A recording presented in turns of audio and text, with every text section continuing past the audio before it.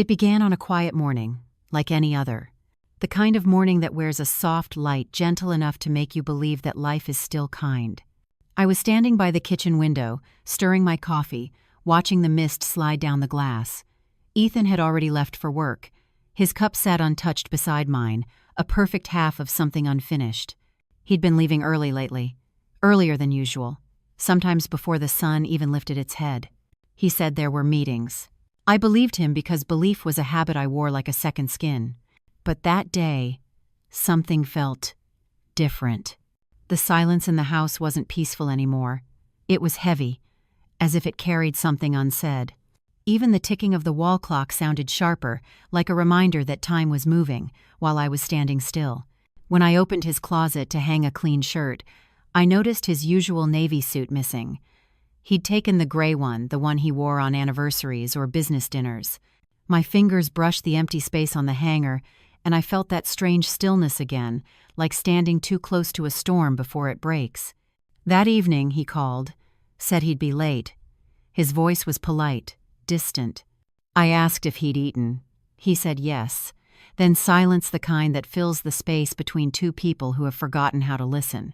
Later that night, while folding laundry, I found a receipt crumpled in his pocket dinner for two at a restaurant we used to love. The date was last night. The signature was his.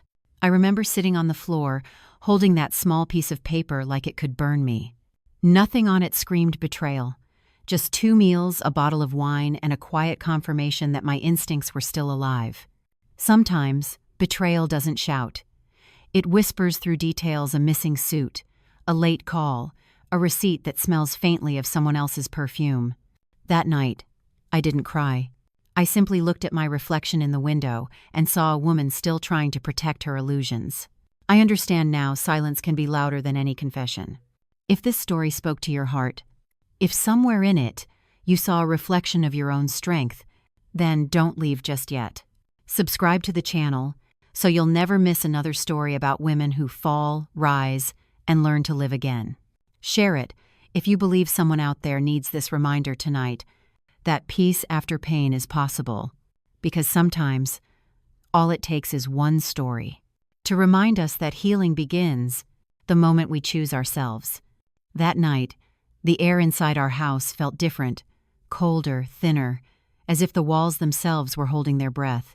The hum of the air conditioner was the only sound, steady and mechanical, while my heart struggled to find its rhythm. I lay awake in the half-dark, staring at the ceiling where the faint light from the street drew trembling patterns across the plaster. I used to love this house. It was our dream, once the proof of everything we thought we had built together. High ceilings, framed photographs, soft rugs, a kitchen that smelled of cinnamon on Sundays. But that night, it felt foreign, like a museum of a life that no longer belonged to me.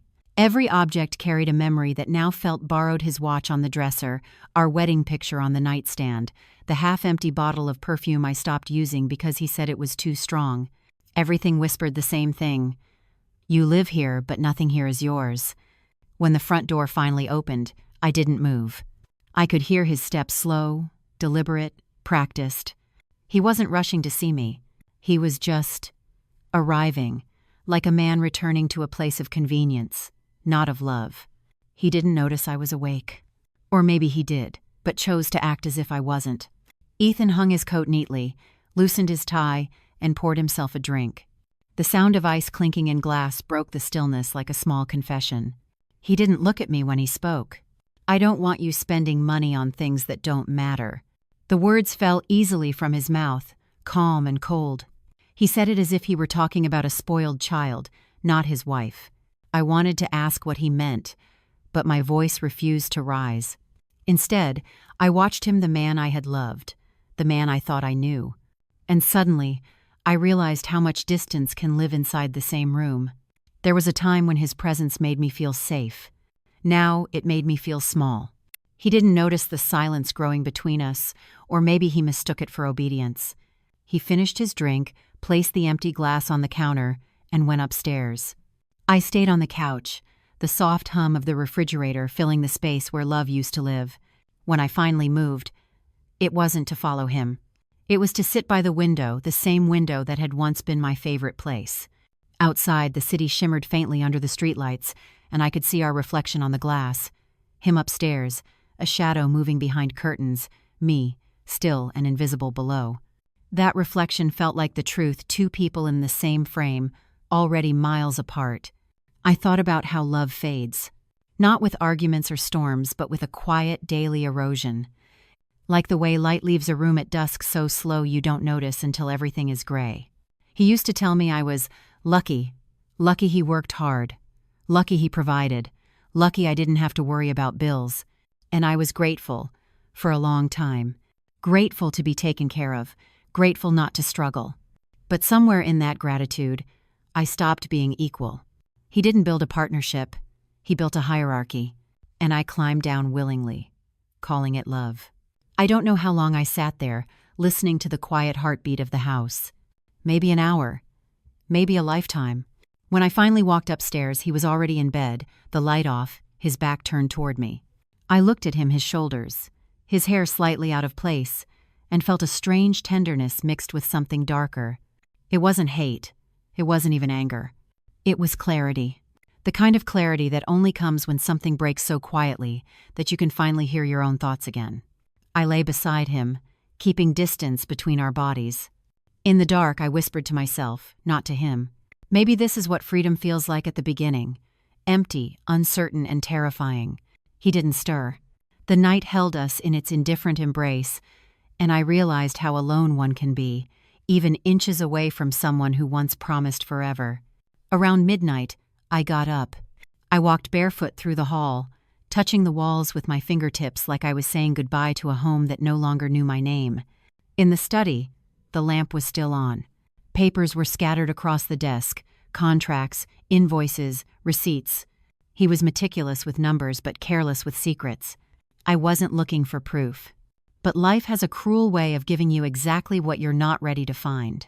There, beneath a folder, was a hotel receipt, not the restaurant from before, but a suite in a place we once stayed during our honeymoon. Same handwriting. Same date as the dinner. I read the name on the second signature line, Clara. The world didn't collapse. It just went silent, like the air had been sucked out of the room. I didn't cry. I didn't even breathe for a while. In that moment, everything made sense.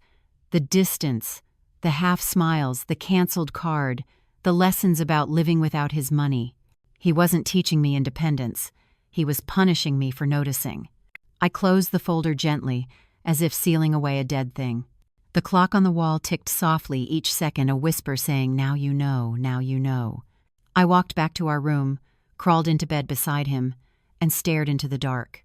His breathing was steady, deep, peaceful, the sound of someone unburdened by guilt. I envied that. For a moment, I wanted to shake him awake, to demand an explanation, to scream until the walls trembled. But I didn't. I simply watched him sleep. And I realized that the person lying next to me wasn't my husband anymore. He was a stranger who had borrowed his face. There's a certain kind of pain that doesn't come with tears. It's the kind that numbs you, that turns love into a quiet, clean absence.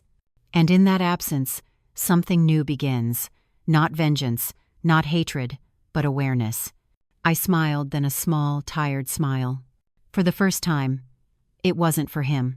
It was for the woman who would wake up tomorrow and never be the same again. In the early hours, I went to the bathroom and looked at myself in the mirror.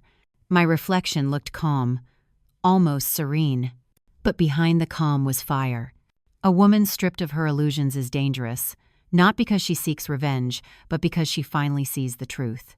I touched my face, tracing the faint lines near my eyes. Those weren't from age. They were from holding back too many words, too many tears. The dawn was starting to rise outside.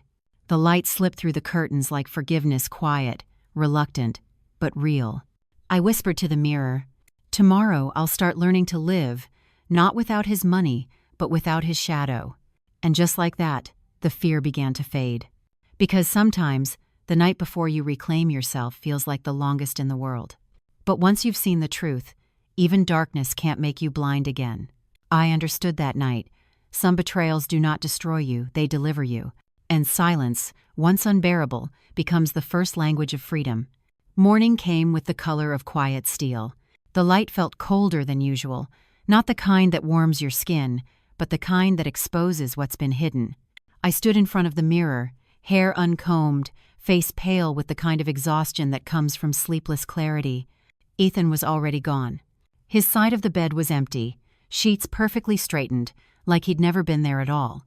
For a long moment, I stared at the pillow where his head had rested, then turned away. The smell of his cologne still lingered, faint but sharp, like a ghost that refused to leave. On the dresser lay my canceled credit card sliced in half. 2 pieces of plastic, harmless yet final.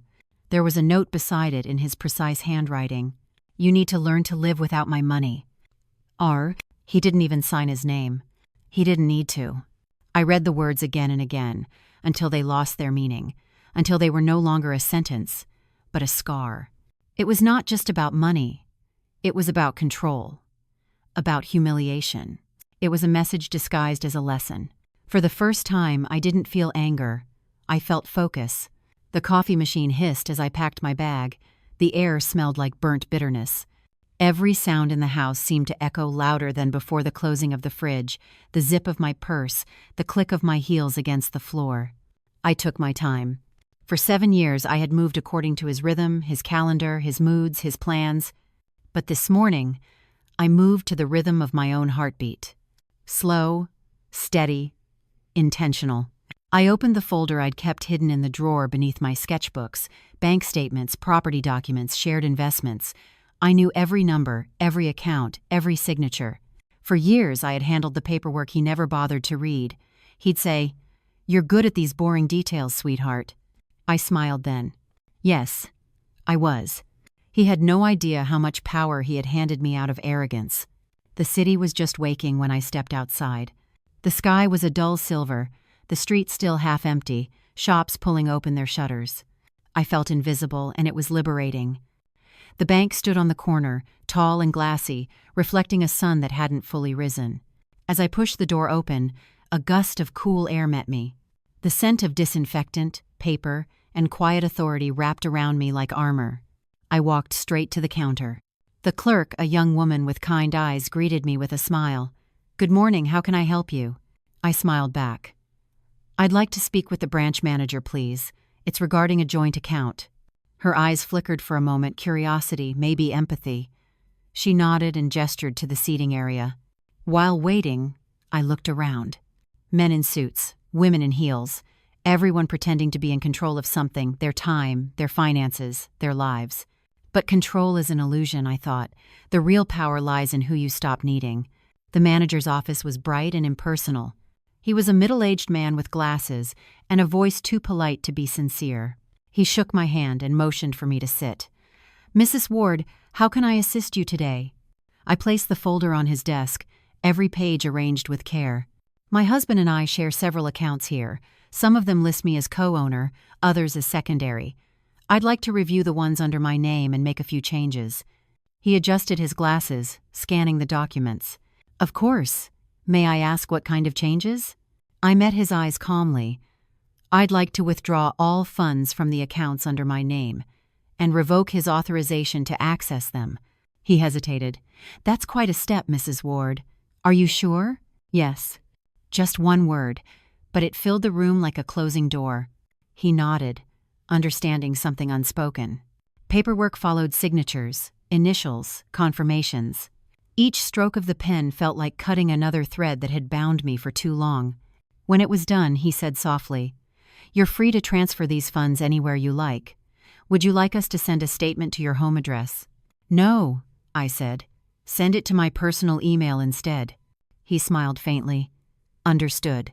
As I stood to leave, he added, "If you ever need financial advice, Mrs. Ward, our doors are always open." I gave a small nod. "Thank you. I think I've just learned how to advise myself." Outside, the light had changed softer, warmer. Celia was waiting near the entrance, sipping coffee from a paper cup. She spotted me and waved, her smile careful but bright. She was the one person I'd told. Not everything, just enough. She looked at me, scanning my face for cracks. "So, did you do it?" I nodded. Her smile faltered, replaced by quiet concern. "Are you scared?" I looked down at the street, where sunlight glinted off the windows of passing cars. "Yes," I said finally, "but this time I'm scared of something different." "What do you mean?" I met her eyes. "I'm scared that if I don't do this, if I don't stand up now, I'll forget who I am completely." Celia reached out, touching my arm. "You're stronger than you think, Lydia." "Maybe," I whispered. "But strength doesn't mean not being afraid. It means acting even when you are." We walked for a while, saying little. Every sound felt amplified: the rustle of leaves, the distant hum of traffic, the sound of my heels tapping on concrete. Each step away from the bank felt like shedding a skin. When we reached the small cafe near the square, we sat in silence. I watched people pass by, young couples laughing, an old man feeding pigeons, a mother holding her child's hand. The world went on, and I, somehow, had stepped back into it, no longer as someone's wife, but as myself. I took a slow breath. "Do you know what's strange, Celia? I don't feel angry." She tilted her head. "No?" I shook mine. "No. I feel clean, like the air after rain. He tried to teach me to live without his money, and I will, but I'll also live without his shadow." Celia smiled. "Then maybe this isn't revenge." I looked at her, a faint smile touching my lips. "No, it's something better. It's freedom disguised as revenge." That evening, I returned home before Ethan. The house greeted me with its usual stillness: polished floors, arranged cushions, the faint ticking of the old clock in the hallway. But something in me had shifted. I walked through each room slowly, touching the furniture, the walls, the framed photos. They were no longer weights, they were memories, and memories don't own you unless you let them. I placed a white envelope on his desk. Inside were copies of the bank statements and a note. "You taught me to live without your money. Now, you'll learn to live without me." It wasn't anger that guided my hand, but a kind of quiet justice. When Ethan came home, I was sitting by the window. He entered, loosened his tie, glanced at me. "You're quiet," he said, almost casually. I looked up at him, my voice calm. "You canceled my card." He shrugged. "It was for your own good. You spend too much on useless things." I tilted my head slightly. "Like what?" He hesitated, not used to being questioned. "Like things you don't need." I smiled faintly. "Then maybe you should learn the same lesson." He frowned. "What's that supposed to mean?" I didn't answer. Instead, I gestured toward the envelope. He picked it up, unfolded the papers, his eyes scanning the figures. I saw the moment realization hit him, the tightening of his jaw, the sudden stiffness in his shoulders. "You moved the money," he said, voice low. "I moved my money," I corrected. His mouth opened, then closed. "Lydia, what the hell is this?" I stood, slowly, deliberately. "It's me learning, Ethan, just like you wanted." For a moment, neither of us spoke. The air between us felt sharp, electric: two people standing on opposite sides of a bridge already burned. Then he laughed, a short, bitter sound. "You think this makes you powerful?" "No," I said softly. "It makes me free." He turned away, muttering something under his breath. But I didn't listen. I had already left, even as I stood there. That night, I slept in the guest room. It was the first night in years that I slept through without waking in fear or doubt. When morning came again, I felt light, not happy, not sad, just weightless. I looked around the small, sunlit room and realized that I could breathe again, the kind of breath that doesn't ask for permission. Later, as I packed a small suitcase, I thought of all the years I'd spent walking carefully, making myself smaller so he could feel larger. And I knew with quiet certainty that I would never do that again. The next chapter of my life hadn't begun with love or vengeance. It began with a signature at a bank and the decision to stop waiting for someone to save me. Because sometimes, the simplest acts: standing up, signing your name, walking away, are the loudest revolutions of all. That morning, I didn't fight him. I didn't scream or beg or plead. I simply chose myself. And for the first time in years, that was enough. The sky that afternoon was the color of fading gold, the kind that softens everything it touches, even endings. Sunlight spilled through the tall windows of our living room, resting on the wooden floor, on the framed photographs, on the envelope waiting on the table. I stood there for a long moment, watching the dust float through the light. Each particle seemed suspended like time itself had paused, holding its breath for me. The house was silent. That silence used to comfort me. Now it felt like a witness, quiet, neutral, maybe even merciful. I ran my fingers across the edge of the envelope one last time. The paper was thick, cream-colored, the kind he liked for business letters. Inside, the message was short, only one sentence written in my hand. "You taught me to live without your money. Now, you'll learn to live without me."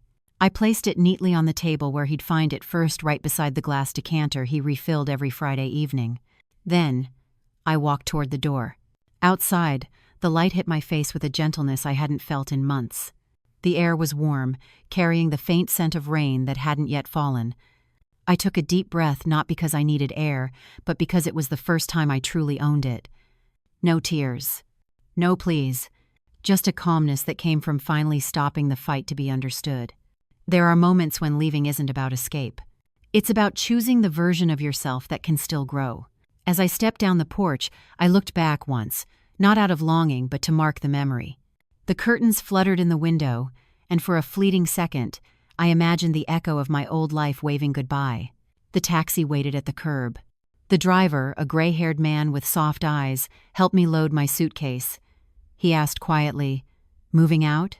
I hesitated, then smiled. "Moving on." He nodded like he'd heard those words before, maybe too many times.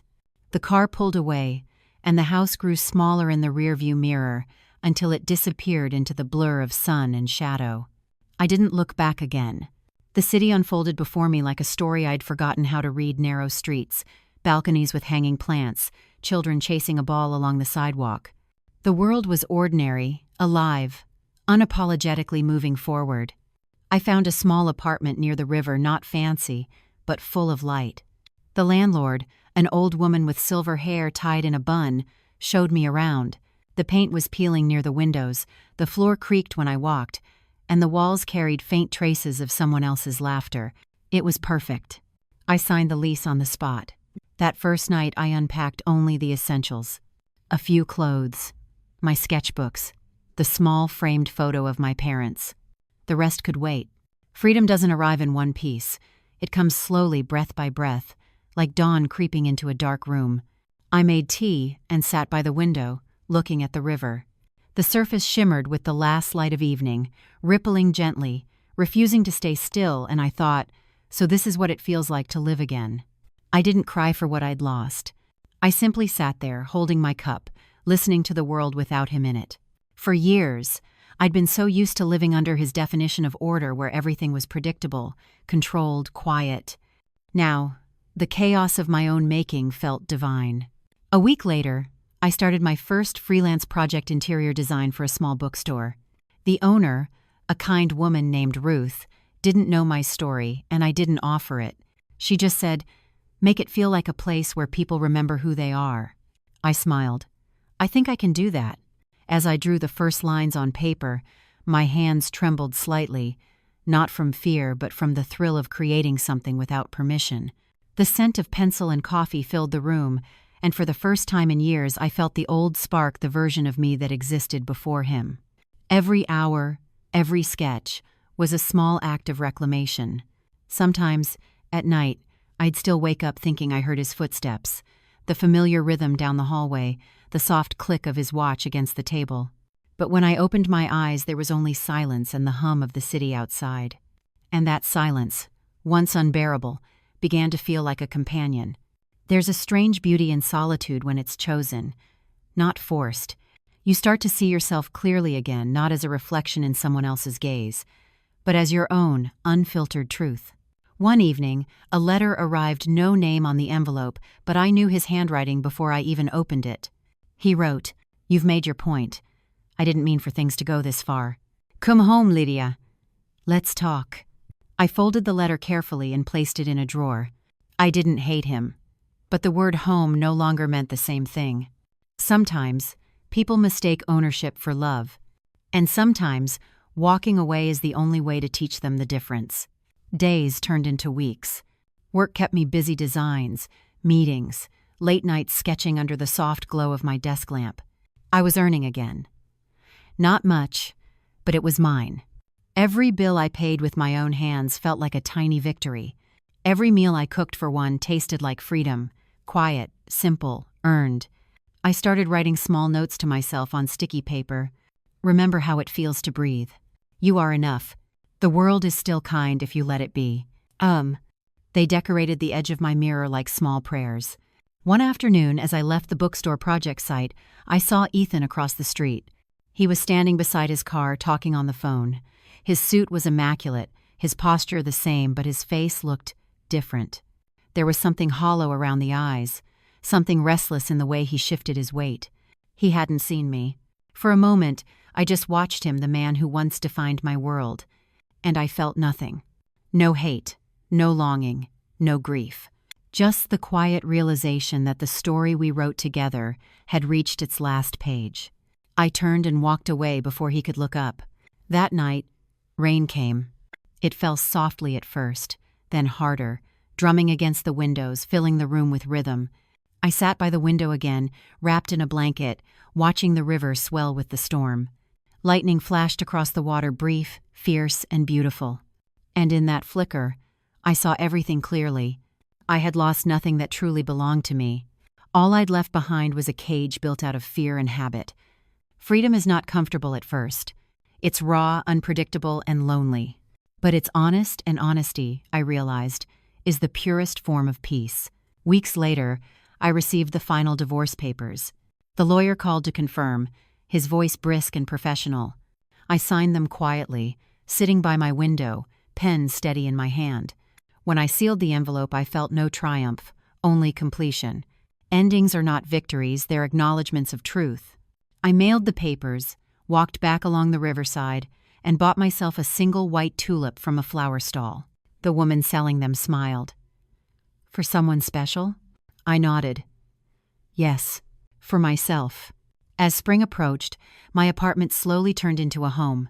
Books filled the shelves, sunlight spilled across the wooden floor, music played softly in the mornings. Life found its rhythm again, not the rhythm of survival, but of quiet joy. Sometimes I'd catch my reflection in the mirror and hardly recognize her, not because she'd changed, but because she'd finally come back. There was still tenderness in me, still hope, but it was no longer attached to him. It belonged to life itself. One afternoon, Celia visited. She looked around, smiling at the plants near the window, the sketches pinned to the wall. "You've built something beautiful," she said. I laughed softly. "It's small." "It's yours," she replied. I nodded, letting her words sink in. Mine. That simple word after years of being ours, and his, felt like a kind of prayer.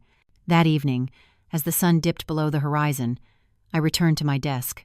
I opened my journal, the one I'd started the night I left him, and wrote the final entry. Sometimes, the most radical thing a woman can do is choose herself. Not out of spite, but out of love, the kind that doesn't need permission. I closed the book and sat in silence, listening to the river outside, its steady voice whispering through the dark. I never sent him another message.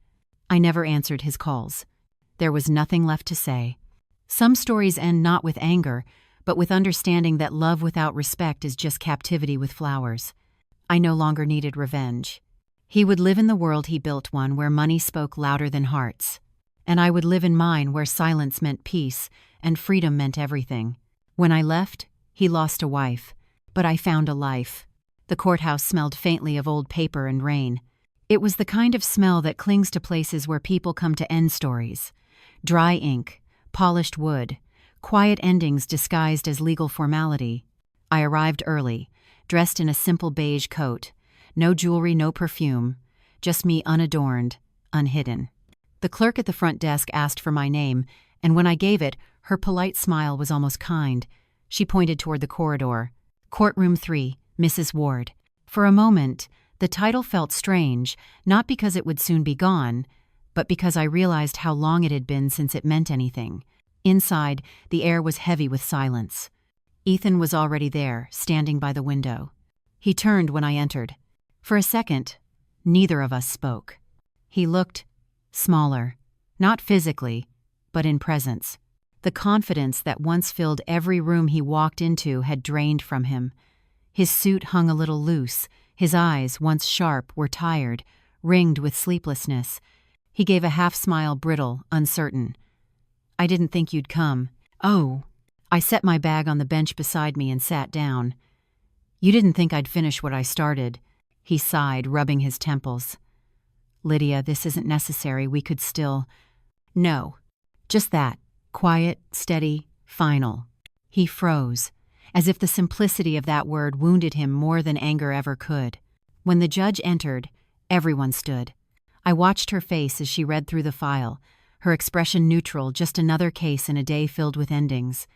There were signatures, declarations, small nods of acknowledgement. And then, at last, the final document was placed before me. The pen felt light in my hand.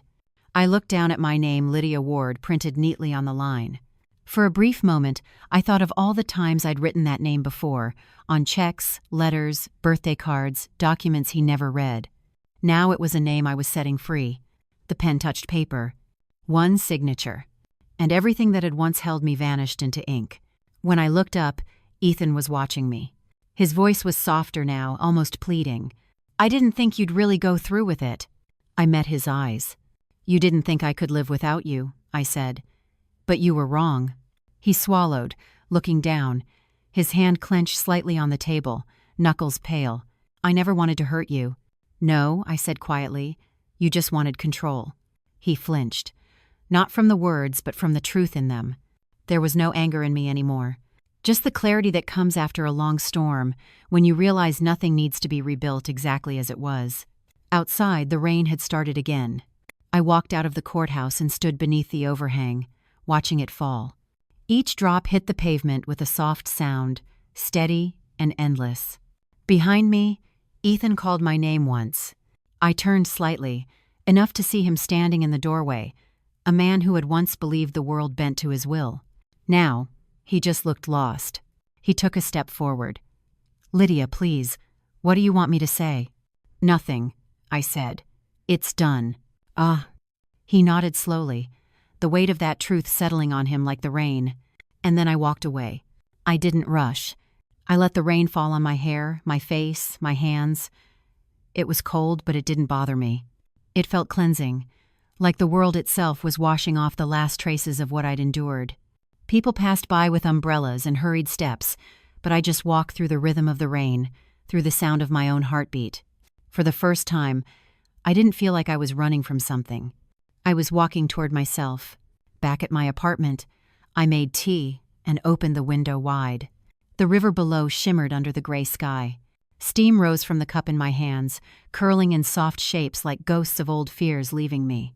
On the table sat the finalized papers, clean, official, irreversible. They didn't feel heavy. They felt like permission. Freedom doesn't always arrive with fireworks. Sometimes it comes wrapped in plain envelopes, signed in quiet rooms. In the days that followed, I began to rebuild not the life I had lost, but the one I'd neglected. My work at the bookstore expanded. Ruth asked if I could design a small reading space by the river. I said yes. Each morning, I'd walk there with my sketchbook under my arm. The air smelled of water and leaves, and I'd watch sunlight break over the river like something forgiving. Children laughed nearby. A dog barked. Life kept happening raw, unpolished, perfectly imperfect. And somehow, I belonged to it again.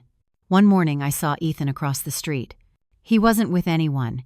He just stood there, looking at the river maybe the same way I had once looked at him, trying to understand what had slipped away. Our eyes met briefly. He nodded. I nodded back. No words, no bitterness. Just two people who had once shared a story now standing on opposite banks of the same river. That was enough. In the evenings, I wrote again. Not letters, not plans. Just reflections, fragments of thoughts that came like waves. Freedom is not loud. It whispers. It says, "You have survived. Now go live." Sometimes I'd fall asleep with my journal open, ink still wet, a small smile on my lips. Months passed. Seasons shifted. And the silence that had once frightened me became something sacred. I learned to cook for one without sadness, to laugh at small things, to take myself out for coffee and enjoy my own company. The world, I realize, doesn't owe us love, but it always offers chances to heal, to grow, to begin again. One afternoon, Celia visited with a bouquet of daisies. "For the new project," she said, "and for the new you." We sat by the window, drinking tea. She studied me for a moment, then smiled. "You look lighter," I laughed. "Maybe because I stopped carrying someone else's weight." She nodded. "And maybe because you finally stopped apologizing for existing." Her words landed softly, like truth often does. That night, I walked to the river alone. The city lights shimmered on the surface, scattered and beautiful. I stood there for a long time, listening to the water, feeling its endless motion. It reminded me that nothing, not even pain, stays still forever. I thought about everything that had happened: the silence, the betrayal, the leaving, the rebuilding. Each piece, painful and necessary, had carved me into someone new, someone gentler, but unbreakable. The greatest revenge, I realized, was not triumph or pride. It was peace, the quiet kind that doesn't need to prove anything. When I returned home, I lit a candle on the windowsill and opened my journal once more. My hand moved slowly across the page, writing the words I'd waited my whole life to mean. "I forgive you, not because you asked for it, but because I deserve to be free." In that moment, something lifted a weight I didn't even realize I still carried. The room felt brighter, the air softer, the silence warm instead of cold. I sat back, closing my eyes, letting the candlelight dance across my face. And I knew, deep in my bones, that I had finally arrived. Not at the end, but at the beginning. The greatest revenge is not to wound the one who hurt you, but to rise so gently that even your silence becomes a blessing. The river outside my window had changed color with the season.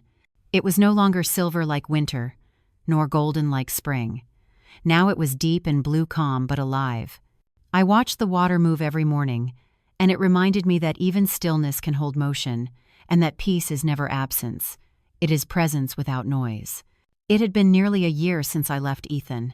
Sometimes, when I caught the light in the same angle that once filtered through our old house, it felt like no time had passed at all. Other days, it felt like another life, entirely a distant dream that belonged to someone else. I had stopped measuring time by anniversaries or regrets. Instead, I measured it in smaller, truer things. The scent of fresh coffee in my kitchen, the pages of a book turning under my fingertips, the laughter of strangers drifting up from the street below. Tiny pieces of life, once invisible, now sacred. Freedom did not come all at once. It arrived slowly, the way dawn arrives, soft, reluctant, then unstoppable. At first, it felt fragile. Like a bird I was afraid to hold too tightly, afraid it might fly away. But the longer I lived with it, the more I realized freedom was not something I had to protect. It was something that protected me. In the beginning, I used to wake up expecting the weight of his presence, the tension in the air, the quiet judgment, the sense that everything I was had to pass through his approval. But those mornings faded. Now, the only thing I wake up to is light, honest, unfiltered mine. There is something profoundly healing about paying your own rent, buying your own groceries, choosing your own curtains. It's not about independence in the financial sense, though, that matters. It's about reclaiming the right to decide what beauty means to you. One afternoon, I took a train to the countryside. No destination, no reason, just the urge to see the world move while I remained still. Through the window, the fields blurred into shades of green and gold, and I thought of all the years I had tried to fit into a picture that wasn't mine. Ethan used to say, "I just want what's best for us." But us meant him, and best meant control. He called it love. I called it compromise. Now, I call it what it was: fear his, disguised as authority. At a small stop along the river, I got off. There was a wooden bench under a willow tree.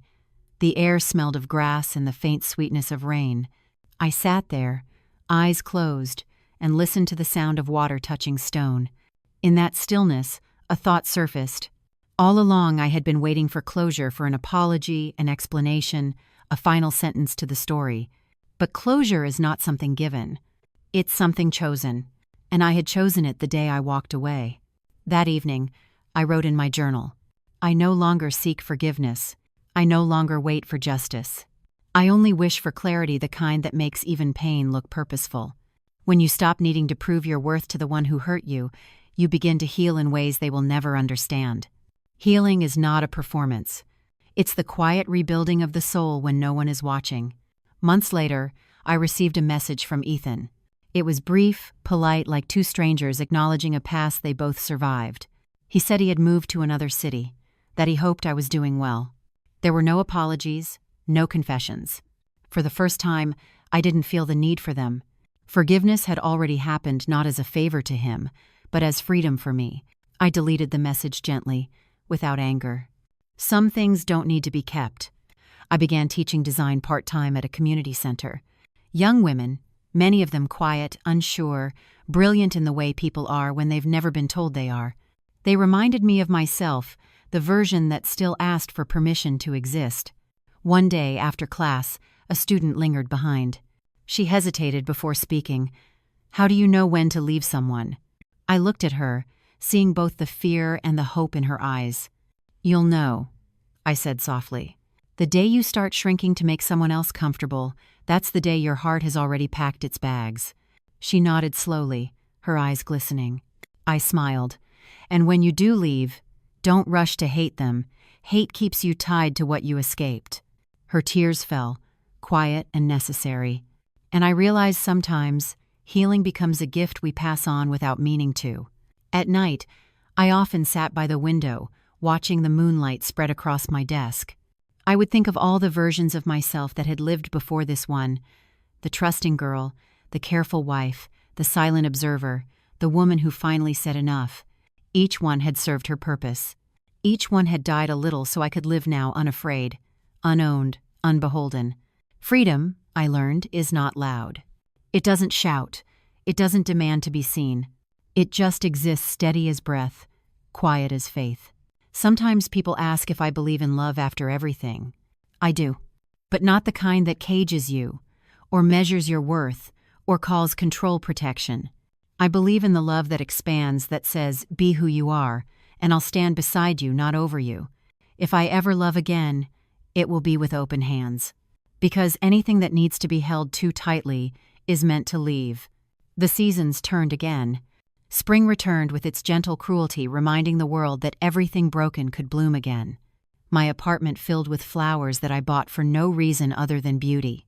On weekends, I walked by the river, sometimes barefoot, letting the cold water lap against my ankles. Each ripple mirrored something in me, restless, free, impossible to contain. And I understood. Peace is not the absence of struggle. It's the decision to no longer let struggle define you. One evening, I found the courage to visit the old neighborhood.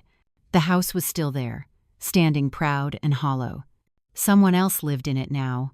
The curtains were different. The garden was neater. But the walls, those same walls that had once held my silence, were no longer mine. I didn't feel pain. I felt gratitude. Because without those walls, I might never have known what freedom sounded like. That night, back in my apartment, I lit a candle and poured a glass of wine. I opened my journal and wrote the final page. Freedom is not about having more money, but about knowing you need no one's permission to be yourself. Revenge is not destruction. It is rebuilding without bitterness. The candle flickered as if nodding in agreement. Outside, the city was alive, sirens in the distance, laughter from a nearby cafe, a song drifting through an open window. Life, indifferent and infinite. I smiled. In the reflection of the window, I saw myself not the woman he once silenced, not the wife he once defined, but the person I had always been waiting to become. I whispered to the reflection, "You are enough. You always were." And for the first time, I believed it. Later, as the flame burned lower, I closed my journal and whispered a quiet prayer, not to any god but to the future. May I never again confuse comfort with peace. May I never again trade freedom for belonging. May I always choose love, but never at the cost of myself. The candle went out softly. Darkness filled the room, but it was no longer something to fear. Because once you've walked through the fire of loss, darkness becomes just another kind of light. I used to think revenge meant making him feel what I felt. The pain, the loss, the humiliation. But now I understand. Revenge is living a life so honest, so full, so peaceful, that his memory no longer carries weight. True freedom is not found in defiance, it's found in detachment. It's waking up one morning, brewing coffee, and realizing your heart is quiet. It's paying bills with your own name and feeling pride instead of fear. It's laughing for no reason. It's sleeping through the night without waiting for footsteps that will never come. That is the final victory. Freedom is not when you have more money. It's when you no longer need someone else to feel whole. The truest revenge is to live well, and to do it with a heart that no longer remembers the wound. When I look back now, it feels like I've walked through a long storm, the kind that tears everything apart before showing you what truly matters. I once believed love meant holding on no matter how much it hurt. But love without respect isn't love. It's surrender in disguise. I had loved. I had lost. And then, I had learned. From the warmth of our early days, to the chill of betrayal, to the silence of leaving, every moment shaped me into someone new. Someone who no longer waits to be saved. Someone who knows that dignity is the quietest kind of strength. I used to think revenge meant making him regret what he did. Now I know the truest revenge is peace, the kind that comes when you no longer need anyone's apology to move on. Freedom didn't come wrapped in victory. It came in small, humble moments, paying my own bills, drinking morning coffee by the window, hearing my own laughter fill the room again. That's how rebirth sounds: soft, ordinary, and real. There are days when I still remember the pain, but it doesn't hurt anymore. It only reminds me how far I've come. Pain, after all, is just a teacher wearing an unkind face. So if you're listening, and you're somewhere between holding on and letting go, please remember this. A woman's strength isn't measured by how much she endures, but by the grace with which she walks away when love turns into control. Because freedom isn't when we have more. It's when we finally realize we don't need anyone else to be whole. May you find your own morning after the rain, where the air smells like forgiveness, and the light feels like beginning again. And if my story touched something in you, please subscribe, share, and help this message reach another woman who might be standing where I once stood, on the edge between fear and freedom. Because maybe, just maybe, tonight, she needs to hear that she deserves peace too.